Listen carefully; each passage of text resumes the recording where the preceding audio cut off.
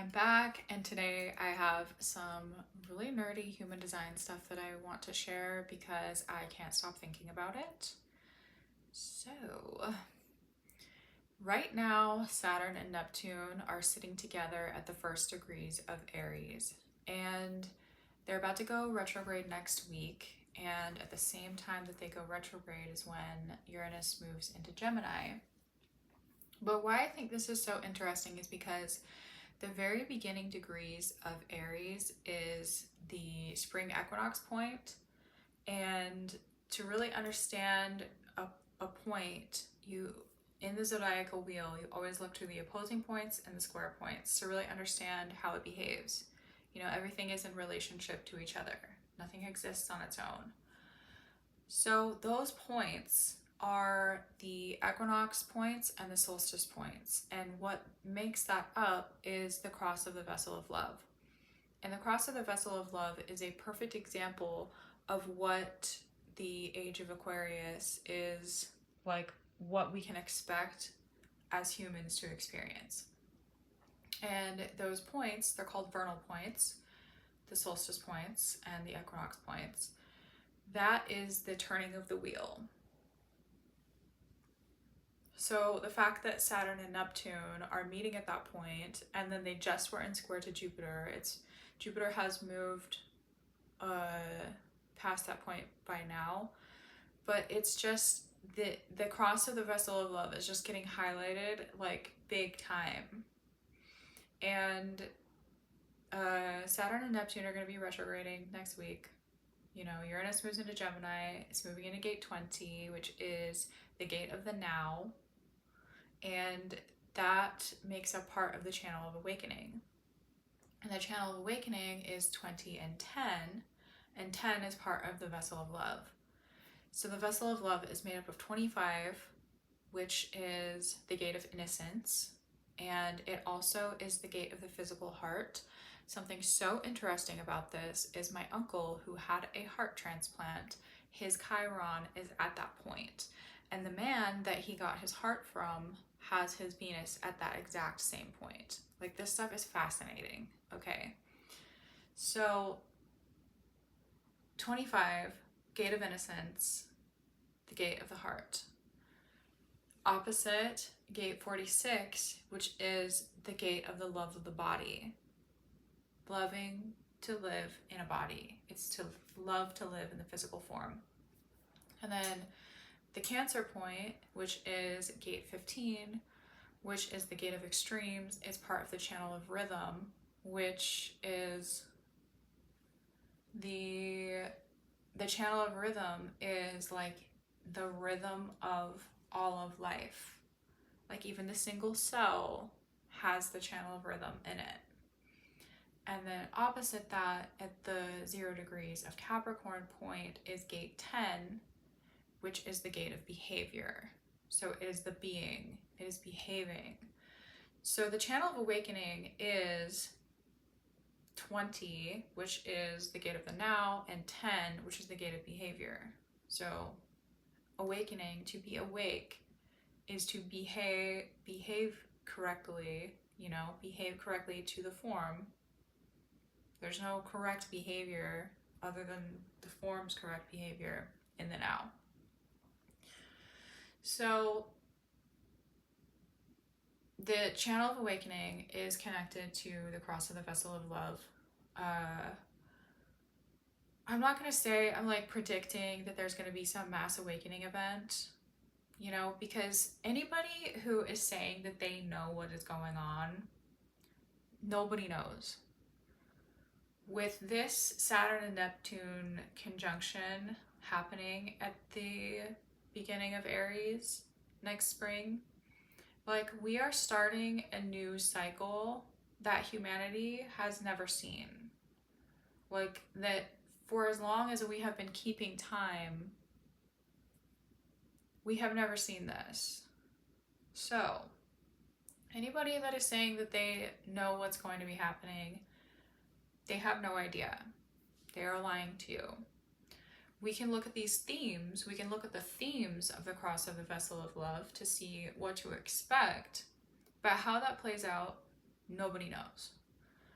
So Uranus moving into gate 20, the channel of awakening, you know, I don't think there is going to be like a crazy mass awakening event, but I do think, you know, if we look back at 2020 and we had Pluto and Saturn and Jupiter and Mars all in gate 61 in Capricorn, we could see that there was like an awakening that happened in 2020. So gate 61 is the gate of inner mystery and is the gate of the occult.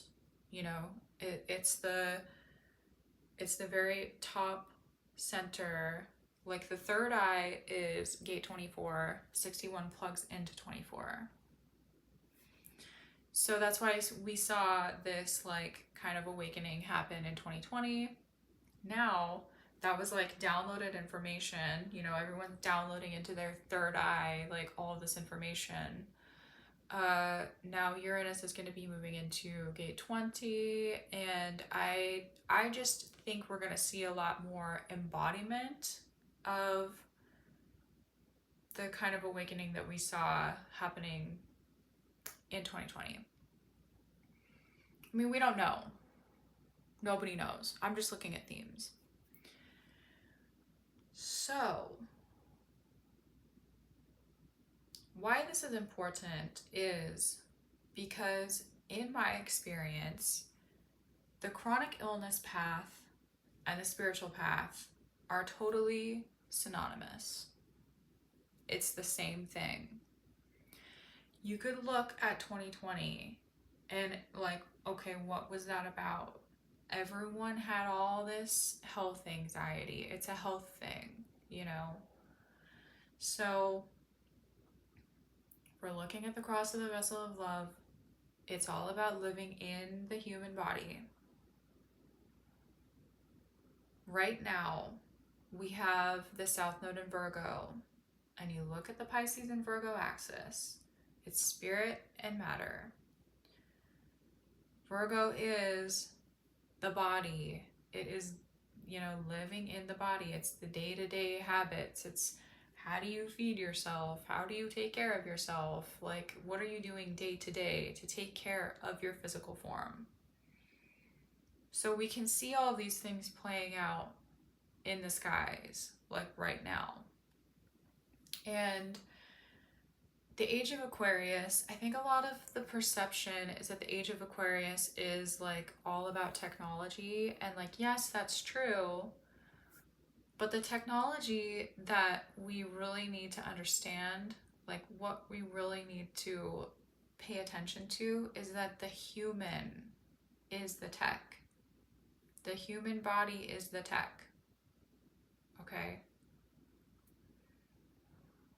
So, why I think that human design is the most like brilliant thing ever is because it gives us the ability to understand what our own individual dietary needs are and what our own individual like ideal environments are. And like that's what this whole thing is like in order to not just survive, but in order to like thrive in this new time, we have to live in the body. Our body must be our number one priority. Like, no questions asked. We are the tech, okay? We have to take care of the body. So like I said in previous videos, I really did a lot of harm to myself because I was eating in a way that I thought I needed to eat in order to get the results that I thought I needed to get, because I didn't trust that my body knew what it was doing. I didn't trust that my body knew how to heal itself. And it wasn't until 2020, well, it was kind of like November of 2019, I think was when I was like, I just give up on everything. I'm only listening to my body from here on out. So, like, for the last 5 years, the only thing I have done is listen to my body, and like that process has been guided by human design. I have low sound determination. So I am totally a beige foods person. I just am. I always have been, but I tried not to. Not tried not to. I couldn't stop getting in my head about it, you know? Like, if I'm a beige foods person, you know, where are the nutrients? If all I'm eating is like carbs. That was my thought process. But then coming into the fact that I'm low sound, it's like I don't need a lot.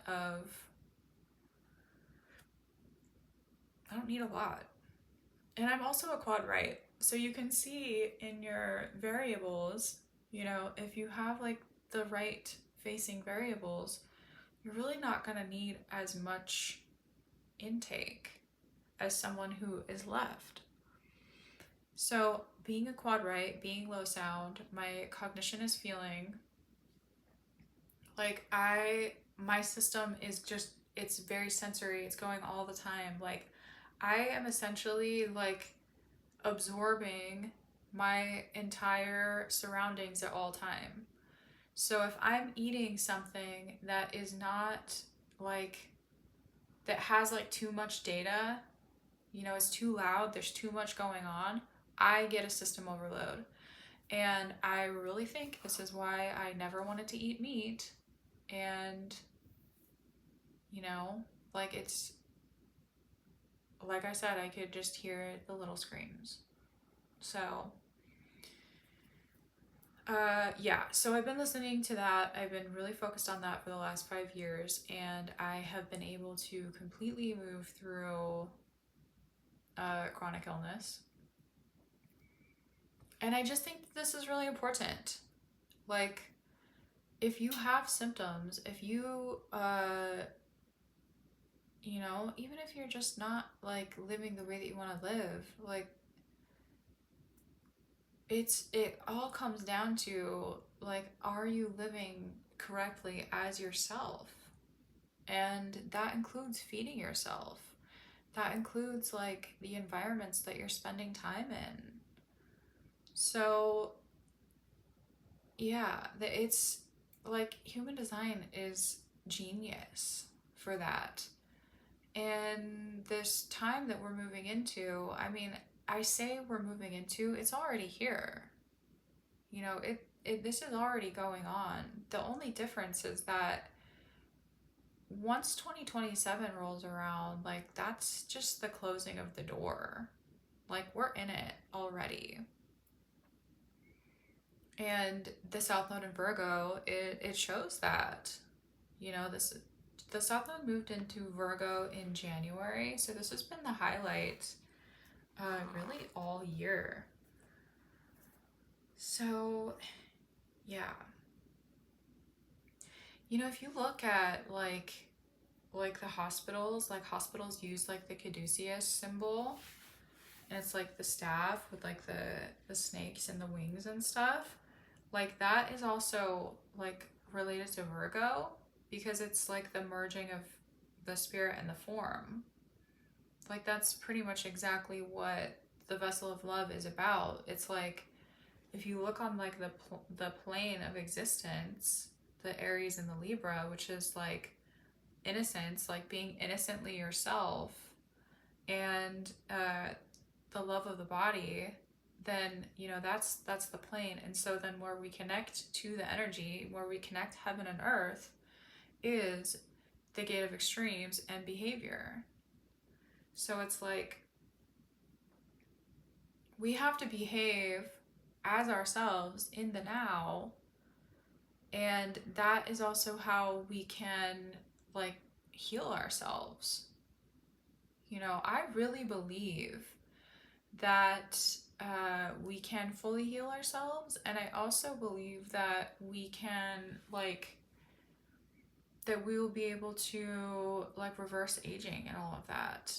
You know, I'm not gonna say like I'm the only one that's ever thought of this. I'm not saying that, but why I think that is going to be possible is because you can see this showing up in the themes that are upcoming.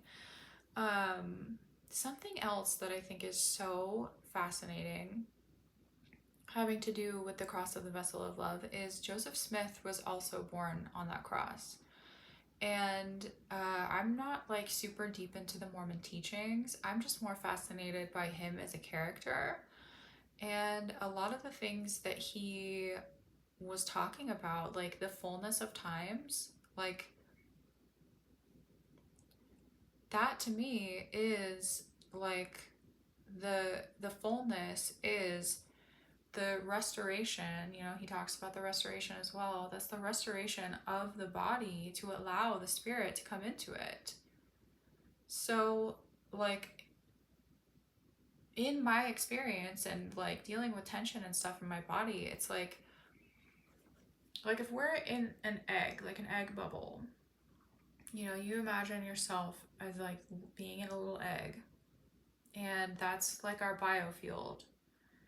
And where we hold tension, you can think of that as like that's where the energy is moving into.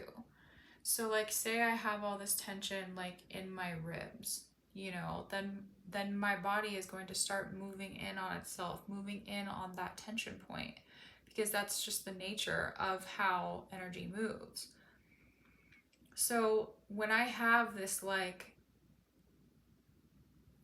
movement, this curling in, you know, that's how our posture gets really bad. This is gravity. Like this is how gravity, it's like the little bubble that we live in is like curling in on itself. So when you move through the tension in the body, you release the tension in the body, you're then in a state of expansion. Okay. And like that's where you can allow the spirit to come in. Like that to me is the fullness and the restoration. So I'm not versed in the Mormon teachings, but when there's like this talk about, you know, I think they have this belief going on about the perfected forms, and you know, they all think it's kind of like this afterlife thing. I don't think it's an afterlife thing. I really don't. He talked about how it's not yet written, and Nostradamus talked about this as well. You know, he had there's that one piece of art that he did where it was like the book that's empty, like it's not yet written. And this is what we need to understand is like, if we can focus on the body, we can remove the tension from the body, we are, you know, opening up the temple, the vessel, to like let love in, let the spirit in. And then the spirit, you can see that through the solar plexus in human design. Something else that's interesting is Dana Kippel. She was born on the cross of the vessel of love. She's the one that's always talking about like plasma intelligence and divine feminine, all of that. Like, she gets it. You know, she's also born on the cross of the vessel of love. Pretty sure she also has the channel of awakening and the channel of discovery, which is part of like that, the living in the body part. So, you know, that to me is really interesting. You can see, like, this is why I'm more interested in like the person than what it is that's coming through them. Because we have like these two people, both born on the cross of the vessel of love. The same information is coming through them, but it's just coming through their own personal filter. So, and yeah, so this is what we're moving into, is like, we have to be able to allow the spirit to come into us, and that it starts with loving the body, taking care of the body. It's your day-to-day habits. It's Virgo things. And human design can show you like what to focus on. You know, ultimately it is like You have to listen to yourself. But human design will show you where to look. And it's so interesting. I love this shit.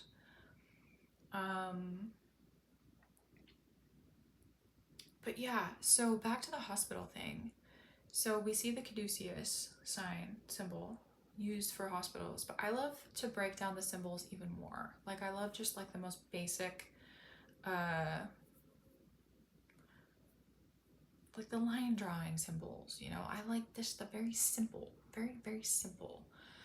And if you look, like hospitals will also use like the plus sign, you know, like they're like, that's been a symbol that's been used in hospitals. And why is that? It's because that plus sign, if you look at the zodiacal wheel and then you put the plus sign in there, you know, you quarter it up, that plus sign is the vernal points, the solstice and the equinox points. It's the same exact concept as the caduceus, with like, you know, merging the spirit and the form. Which is something I also think is really interesting. I love to break down the alphabet, and like really you can get to the bottom of like a word. So I was thinking about the word hospital.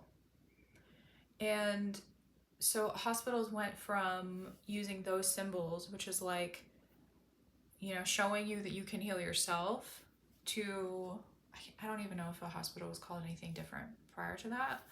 But like, you just look at the H, like the letter H. That it then became, when you go to the hospital, the H is like two people, and then they're like in between. So anywhere you have a line, like when you break down like basic symbolism, like the two lines, you know, that would be people. And then the line between them, that is like, you know, either someone laying down or they're passing something between each other. So you can see in like the word hospital, it's like the H, and then the O would be, you know, it's the people. The O is like bringing back into completion. The P is anything like the P and the G and the Q and like all those things that go below the horizon. You can see that that's like the way that the energy moves through that, you're going below the horizon. I forgot the S. I swear I can spell. But like, yeah, I don't know if this is like making any sense, and I'm not going to take the time to edit this and like put it in there, like visuals. I'm not going to do that. But I think that's really interesting. And yeah, so Joseph Smith, I have notes. I think that's all I have. But I just think this stuff is so interesting, and I'm really excited. You know, nobody knows what's happening, but we can get a little bit of an idea. And just in my own experience, what I have experienced since totally giving up, like surrendering to the form, surrendering to my body, I have been able to heal myself. I look a lot better than I used to look. You know, it's not just about looks, but like what makes beauty? You know, what is it that makes something beautiful? And it is like harmony. So, and you can see that also, like if you look at Aries and the opposite point, so it's like self and other, Aries and Libra. Like Libra is ruled by Venus. It is the scales. It's about balance and harmony, and it's also about beauty. So, you know, back to the like Mormon thing, you know, and it even goes like not just the Mormons, but like the whole concept of like the Garden of Eden. You know, it's going, like the idea is to like go back to this like perfectly beautiful and balanced place. Like what if we're not going anywhere at all? You know, what if it's not about going anywhere? Because if it's our perception that makes up reality, then what if we reach a point where, you know, we're removing all this tension in our bodies, we're working through all of our emotions, we're letting all these things pass through us, we're purifying the temple, and then the spirit can come in, you know, and then it's all of our perception that makes up, you know, it's that this is the idea of like bringing heaven to earth. I don't really think it's an afterlife thing. And like also the channel of awakening, it's like being awake in the now. And there's a lot of talk in the spiritual world and stuff about like the dream world and astral projection and like just all of this stuff. And it's like, yeah, that's one way. And, you know, people are gonna people. But I don't know, like a lot of people's dreams are like totally unreliable. Like I don't ever get any information in my dreams. You know, that my dreams have never been reliable. When I get information, I'm getting it from my direct environment. Like I also have the channel of awakening, so it's like I know this energy well. I know this, like it is being awake right now. Like this reality is the dream. And like one of my favorite movies from back in the day is Waking Life. Like it's so good, but it's about like lucid dreaming and all of that. And you know, there I used to like want to do all this lucid dreaming and everything, and it just, like I just could never figure it out because I'm starting to realize like I don't really think that's the point. I think it's about being lucid in this dream. Like reality itself is the dream. So I think that's all I've got for right now, but like these are really exciting times. Like yeah, it's a little on the scary side just because, you know, it is scary to not know. But I really am like not afraid because